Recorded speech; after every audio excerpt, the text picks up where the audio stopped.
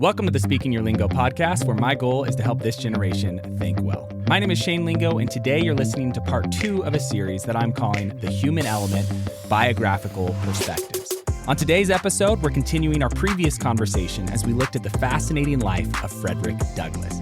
If you missed part 1 of this series, I want to encourage you to go back and give it a listen as we spoke about Douglass's childhood and his early life experiences. Today, we're going to be looking at the many challenges he faced, as well as how he ultimately made his escape. As I was thinking about today's episode, I started thinking about an experience I had a while back when I was a brand new student ministries pastor years ago. One of the first events I threw for our high schoolers was a cage match dodgeball tournament. And this event is just like it sounds. I ordered some temporary construction fences. I set them up into this decent-sized rectangle with just one way in and one way out. The event overall was a blast. We had music playing, teams were split up into teams, we had a bracket, and overall the night was a hit. Well, at one point during the night, things took a turn for the worse. Out of the corner of my eye, I noticed one of my students running towards a small fire pit that we had set up for the event. And I mean, she is intentionally running towards this fire pit. And before I had enough time to say anything, enough time to yell or to say stop or what are you doing, she leaps over and clears the fire pit. And the fact that she clears the fire pit, that's the good part. But then she lands really awkwardly and ends up breaking her leg. And it was one of those things that as soon as she landed, you knew something here is wrong. Now, let me give you a little bit more context. Before me there, lying on the ground, is one of my seniors. She's a star basketball player for her high school, looking at gaining scholarships to play in college, and she's just broken her leg under my watch. Now an ambulance is coming, a fire truck is coming, her parents are on the way. I have 100+ students and leaders watching all of this unfold in front of us. And at this point in the story, you have to ask, how can things get any worse? And they surely did. Right as the fire truck is coming, the ambulance is pulling up. Here comes my boss to check on to see how my first event is going. He pulls up right behind the fire truck, impeccable timing. He has zero context for what's happened. All he knows is that there is a fire truck and an ambulance parked in front of the church's field during my first high school event. Well, eventually she's taken to the hospital. They fix her leg. She's out of basketball for the season. But the one redeeming aspect of this story for me is that as the dust was settling and we were figuring out what happened and what went on, it turns out that one of my adult leaders who happened to be on staff had dared her to make the jump and also happened to be good friends with the family. So I was kind of off the hook, and both my boss and both the parents were on good terms, and I ended up having a great relationship with that family for the rest of my time in student ministries, as well as with my boss. But as we jump into Douglass's story today, I want to ask a question. Can you think of a time in your life where things got far worse before they got better? And I'm not just talking about just a one-time event like the one I shared just a moment ago, but a season in your life when you felt like you hit rock bottom and you didn't think that you could go any lower, and yet somehow you ended up going even further down, right? These are the moments where we deeply relate to sayings like, when it rains, it pours. And unless you're currently experiencing the worst moment of your life, like right now, we can all relate to a time where we thought things couldn't get any worse, and yet somehow they did. They got way worse before things ever got better. This is Douglass's reality at the point in the story where we're going to jump in today. And my hope is that as you get to hear his story, it will help give you some new perspective on those seasons in life that can oftentimes feel hopeless. Now, at this point in Douglass's story, he's a teenager. And as a teenager, he's sent to live as a field hand to work for a man by the name of Mr. Covey. Mr. Covey was famous in this area for being a slave breaker. In other words, slave owners would send their slaves to this man in order to literally whip their slaves into shape and make them more manageable. If you've ever read any firsthand accounts of the brutality of slavery in America, it's hard to imagine how human beings could be so savage towards another human being. I mean, it's like reading accounts of the Holocaust and asking, how can something like this happen? How can something like this be? The way that human beings were treated, I mean, beaten and abused, whipped until their backs were raw, slashed on their heads until blood poured out, starved and worked beyond exhaustion. And I could go on, but these inhumane conditions that are so unfathomable. And this was no less true for Douglass's experiences. One of the interesting things about this experience, though, is that, as is mentioned by people like William Lloyd Garrison and Wendell Phillips, is that when you hear the tragedy of Douglass's story, it's interesting to note that he lived in one of the better regions of the slave world. And yet the cruelties that he and others faced there are still unimaginable. And so as Douglass spent time with Mr. Covey on his plantation, his life was, for a lack of a better word, just pure hell, being worked to the bone with little food or nutrition to sustain him. And it didn't matter how well he or others followed Mr. Covey's commands, because they were often beaten whether they stepped out of line or not. Just brutal conditions. And it makes you think, how much can the human spirit endure in conditions like these? I want to read a passage that illustrates this reality that Douglass found himself in, spending time working under Mr. Covey. He says, "I was somewhat unmanageable when I first went there, but a few months of this discipline tamed me. Mr. Covey succeeded in breaking me. I was broken in body, soul, and spirit. My natural elasticity was crushed. My intellect languished. The disposition to read departed. The cheerful spark that lingered about my eyes died. The dark night of slavery closed in upon me, and behold, a man transformed into a brute." So he explains that living under these inhumane conditions, again, being beaten, whipped, starved, worked to death, eventually broke him mind, body, and spirit. Just imagine for a moment the helplessness he felt in this season. Just pure despair. No longer did he feel human, but simply a brute. This is a moment in his story where, on at least some level, we can relate, because although our circumstances might look different, we've all felt moments of despair. Some people more than others. It's part of the human condition, though. I think about the Psalms in the Old Testament, and you see people they're pouring out their hearts before God in despair. You might see or hear it in people's stories, even in our modern day. And these are people you would never have imagined have been through such pain. And yet it's stories like these, stories like Douglass, where we start to realize that there is hope on the other side of despair. That life works in seasons, and although it might feel like the coldest winter, spring is often just around the corner. And so this is no less true for Douglass. In his narrative, Douglass speaks to the beginning of his redemption story as he says, "You have seen a man was made a slave. You shall see how a slave was made a man." So eventually, after being sick and almost beaten to death, Douglass will fight back and rekindle his desire for freedom. He'll decide he would rather be killed than allow himself to be whipped and beaten without a fight. And so after a few run-ins where he does just that, he fights back, he's sent away to live with another master. And it's under this master that he's allowed to gain some new skills and to gain some new freedom. And then he's able to work and make an income.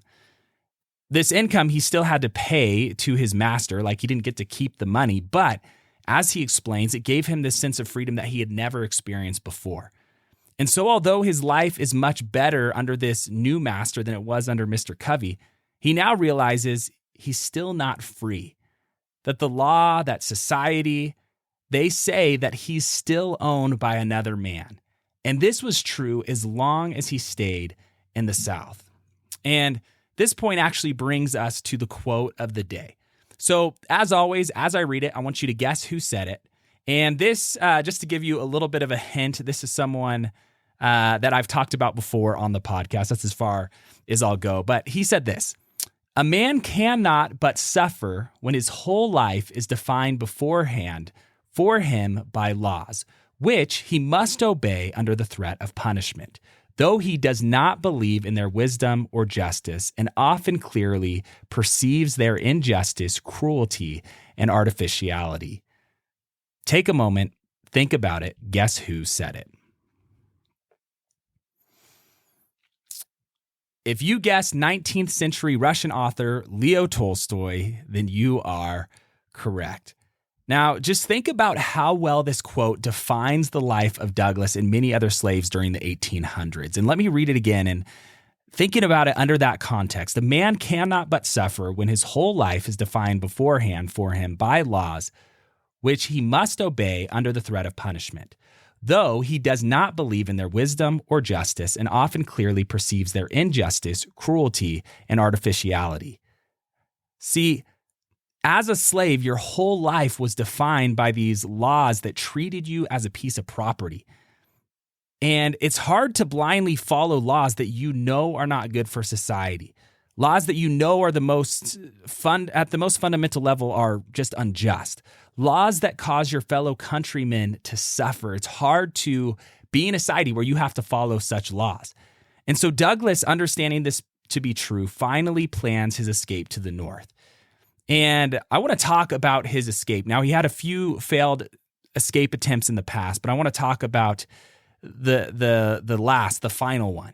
In his first narrative he published in 1845, though, he doesn't include many details of how he was able to escape.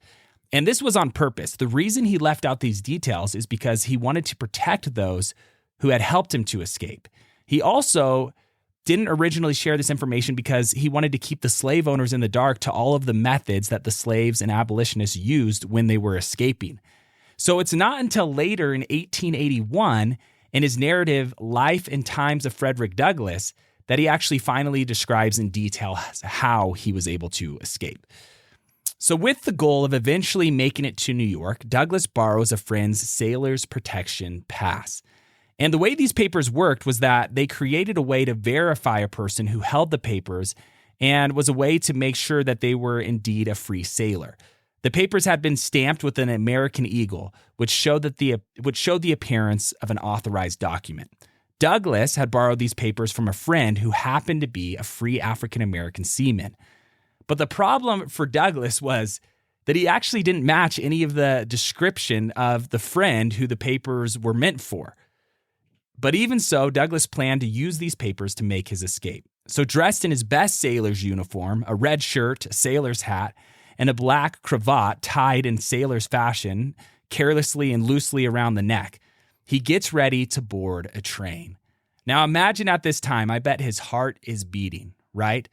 The chance of getting caught and then the consequences for getting caught were severe. The risk is that if anyone looks closely at the papers, Douglass is sure to be caught. And so instead of actually going through the station where they would have to check his papers and do one more verification, what he's going to do is he jumps on a train while it's already moving to avoid the papers being examined. And while sitting on the train, he describes what happens next in his narrative. And I want to read what he writes. On sped the train, and I was well on the way to Havre de Grace before the conductor came into the Negro car to collect tickets and examine the papers of his black passengers. This was a critical, my whole future depended on. The agitated I was while the ceremony was proceeding, but still externally, at least, I was apparently calm and self-possessed. He went on with his duty, examining several colored passengers before reaching me. He was somewhat harsh in tone and peremptory in manner until he reached me, when strangely enough, and to my surprise and relief, his whole manner changed. Seeing that I did not readily produce my free papers as the other colored persons in the car had done, he said to me in a friendly contrast with that observed towards the others, "You have your free papers?" To which I answered, "No, sir, I never carry my free papers to sea with me." "But you have something to show that you are a free man, have you not?" "Yes, sir," I answered. "I have a paper with an American eagle on it, and that will carry me round the world." With this, I drew from my deep sailor's pocket my seaman's protection, as before described. The merest glance at the paper satisfied him, and he took my fare and went on about his business. This moment of time was one of the most anxious I ever experienced. Had the conductor looked closely at the paper, he could not have failed to discover that it called for a very different looking person from myself. And in that case, it would have been his duty to arrest me on that instant and send me back to Baltimore from the first station. Wow. Luckily for Douglass, his journey towards freedom didn't end by just simply having the conductor check his papers and be over. The train continued on at a great speed, but for Douglass, it felt like it couldn't move any slower. Douglass explains, minutes were hours and hours were day during this part of my flight. After making his journey on the train, he then had to cross the Susquehanna River by ferry. While on the ferry, someone began asking him all sorts of questions about his journey, where he was heading, when he was coming back, just a friendly passenger that happened to be on the ferry, and diving into all of these details that could essentially have Douglass be found out. Luckily, Douglass breaks away from this whole conversation before he has to reveal any sensitive information that could get him caught. Now, despite the challenges, the many, many challenges he faced on this journey, in less than 24 hours, Douglass is going to arrive safely in New York. Even though Douglass was now on free soil, though, in the eyes of the law, he wasn't yet free. It's not until his friends and his supporters are able to actually raise enough money to purchase his freedom that he's going to become truly free according to the law.